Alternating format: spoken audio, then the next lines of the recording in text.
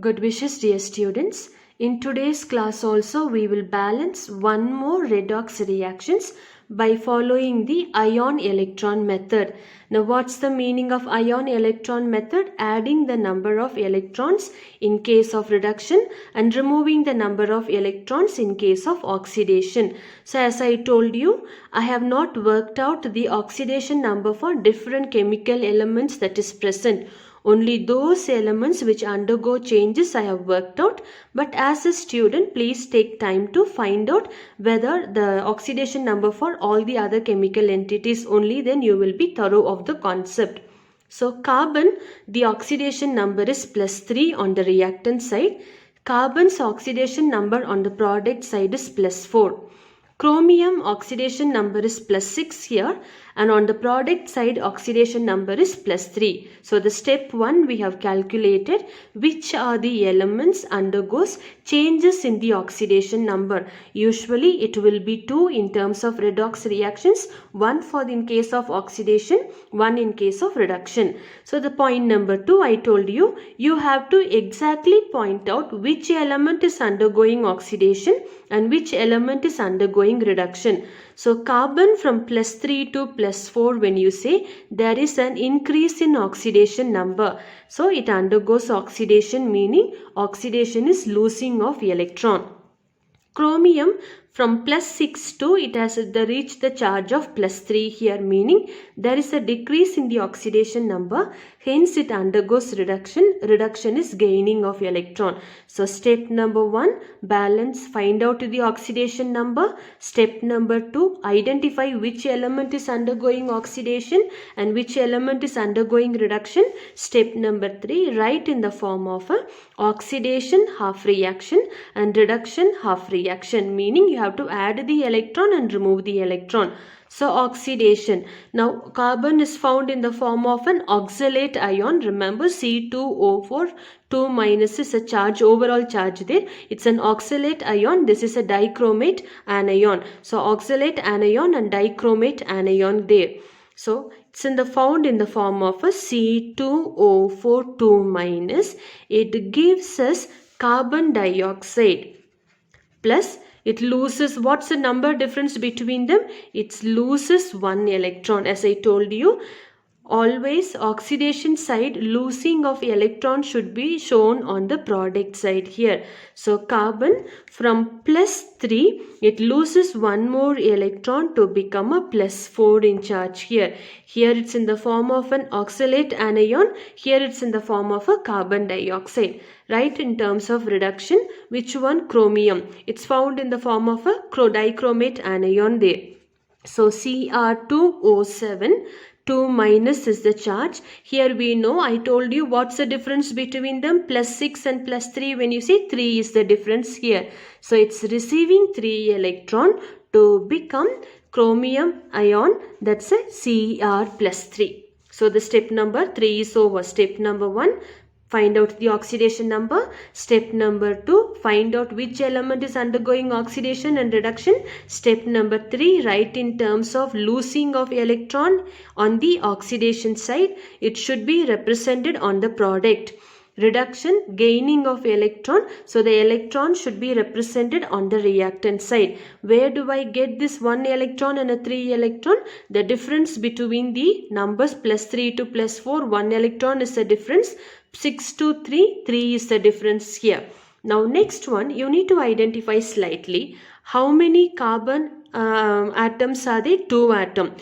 1 carbon atom is losing 1 electron. So when you say 2 carbon atom, how many electrons it will be losing? 2 electron. If you look at it here, carbon is 2 times. Here you got only 1 time. So balance the equation. I am repeating again. 1 carbon loses 1 electron. So which we represented earlier.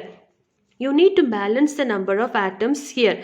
So carbon is 2 times. So 1 carbon is losing 1 electron. So 2 carbon will lose 2 electron. So if you look at it here, carbon is only 1 time. So if you write here 2, carbon is 2 times, here carbon is 2 times. I am not talking in terms of oxygen, only in terms of the element which undergoes oxidation I am writing.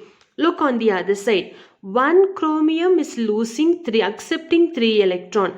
How many chromium atoms we've got? 2. So what should be the number here? 6 should be the number. So if you look at it, Cr2, here I've got only one time. So here also I write 2Cr. So Cr2 is balanced as a 2Cr here. One chromium ion is losing 3, accepting 3 electron. So when you say Cr2, 2 chromium ion will require 6 electrons it will be gaining over.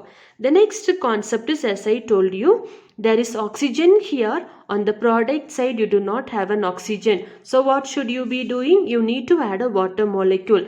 How many water molecule you will add? As I told you very clearly, 7 oxygens are there. So you add 7 water molecule. So the reaction becomes Cr2O7 2 minus plus 6 electron. You understand from where am I writing 6 electron?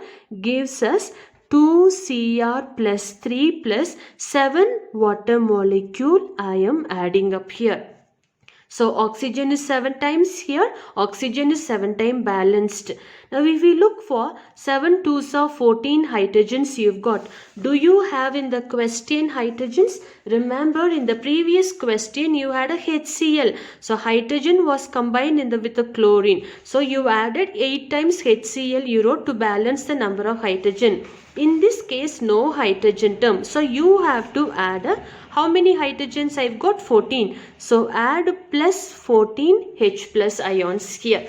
So if the hydrogen is not there, you will have to add it on the opposite side. So I'm repeating once again, Cr2O, so dichromate ion.